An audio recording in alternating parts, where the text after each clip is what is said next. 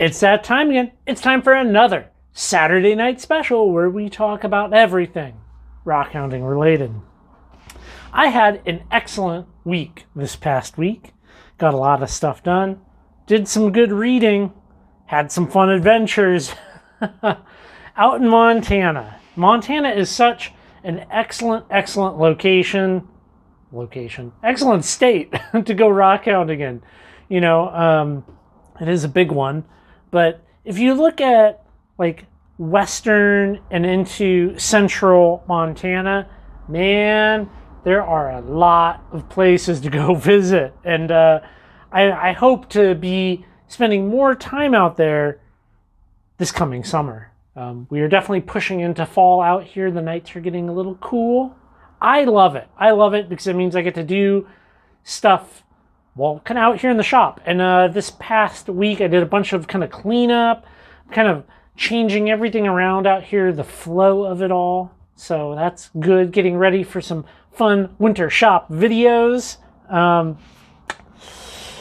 As well, this past week, we turned right on past 30,000 subscribers here on the channel. Thank y'all so very much.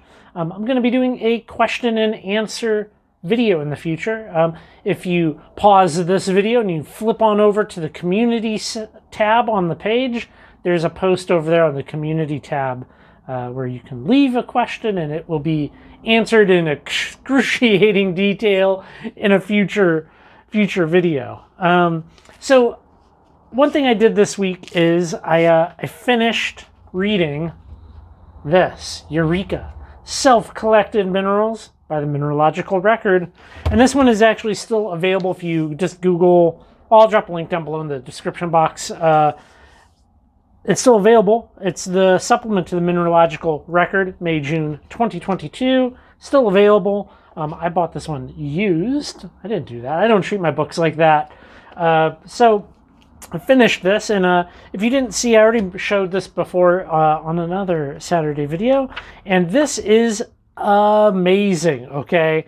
So these are like collector profiles, and, you know, they kind of like mention themselves, or, you know, some are more picture heavy, some are more, I guess, descriptive in nature. But the key takeaway here, like, you know, like that one, right? So the key takeaway here is it's a book of people's adventures self-collecting minerals. And, you know, at one point, maybe it was about almost 200 videos ago here on the channel, I believe I said I'm probably halfway done making videos, which would put me right here close to 400 videos now as being almost done making videos. And the more I read and the more I learn about rocks, minerals, rockhounding, lapidary, I'm like, I don't think I've even learned a 1/32 of what is out there. Maybe the world is just so wide open with things, you know. As I go through this and I read other people's experiences and I see the things that they've collected, I'm just, it really gave me some important perspective. We've been doing this since 2017, and that is literally no time at all, you know. But doing the rockhounding things, yeah, like 2017. And you read this and people are like, you know, back in the 70s doing it. I'm like, man, I have so many more years of collecting and so many more years of learning stuff ahead of me. I think probably to date, the greatest thing that I've managed to put together is not actually the collection of rocks and minerals, but probably my library. I feel like I've built out a very respectable library about rocks, minerals, rockhounding, Pacific Northwest themed mining, geology, all of it. It's all up on the website, but I got a healthy stack of books waiting for me this winter, which should be really, really good. Well, our trip out to Montana So both the Snowbird and Homestake Pass, and I guess the museum there in Butte, were a lot of fun. Homestake Pass was slightly difficult, I guess to put it like that. The feldspars are cool. I wish we had gotten some bigger feldspars. There's a number of locations that are just, they require more than one visit. It's not that like classic like shooting fish in a barrel location where it's like go to the big X on the map and start digging, you know? So it takes time. And I think that's a process worth showing here on the channel, and because it's real. It's what many people have experienced, do experience, and you know, will continue to experience going into the future. You know, look at that little guy. Little lovely smoky quartz there.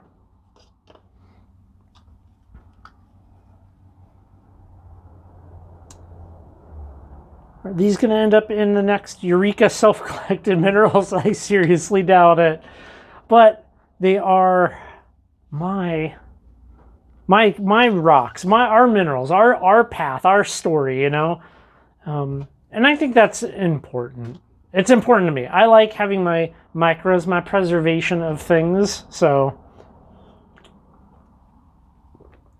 this past week as well, I've been watching a number of Lapidary Dave's videos. You know, he's doing the Denver show.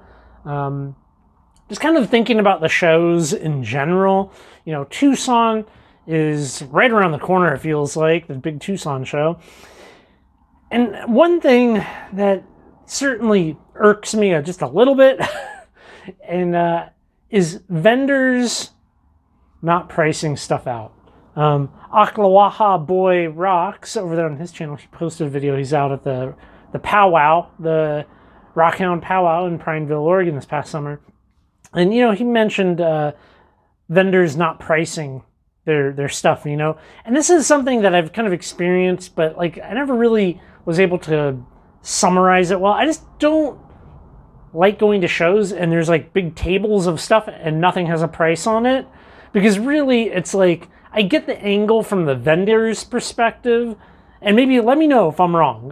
Those of you who go to rock shows and stuff, I feel like they want you to ask what something is, they want you to ask what the price is, and they use that exchange, that verbal exchange that you have, to kind of like sum you up and be like, how much can I ask this person for?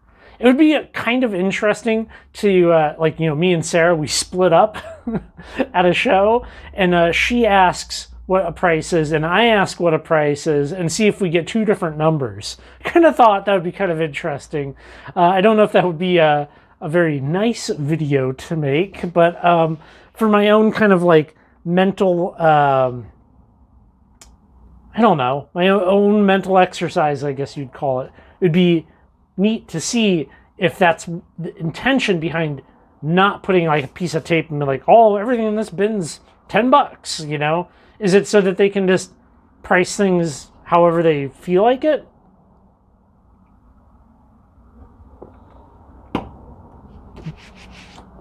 Speaking of books, let's talk about this thing for a little bit.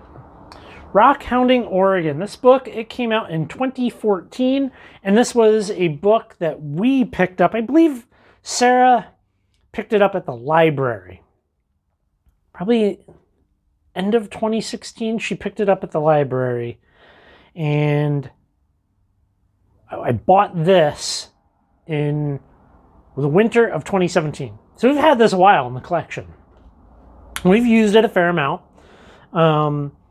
And this, so 2014 book. Boom. 2022, publisher sent this to me for review. 8 years additional. So it's been interesting. I've read both of these this past week, and I will be putting together a full review on the new 2022 Rockhounding Oregon book, set to release mid-October. It's in pre-order right now, but I'm going to try to get this review out this coming week, simply because I know there's a fair number of people hoping to get this ASAP. So I'm going to put the review together and get this thing out. It is interesting. Definitely interesting to say the least. And I think the review people will find very, very helpful. The guidebooks across the board. I might do a video in the future, probably a winter video, on some of the history of these locations. I think people have this idea in their mind that authors of these books are like going out and like finding these locations, and that could not be further from the truth.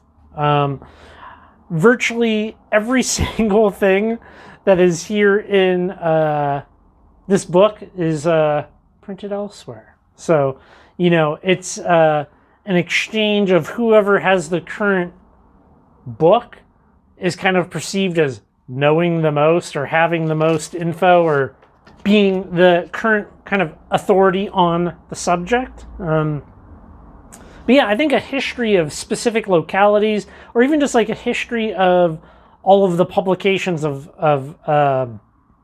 mineral localities for a given state, I think could be really interesting. There's just a million angles to go at it with. So I'm excited to get those things out.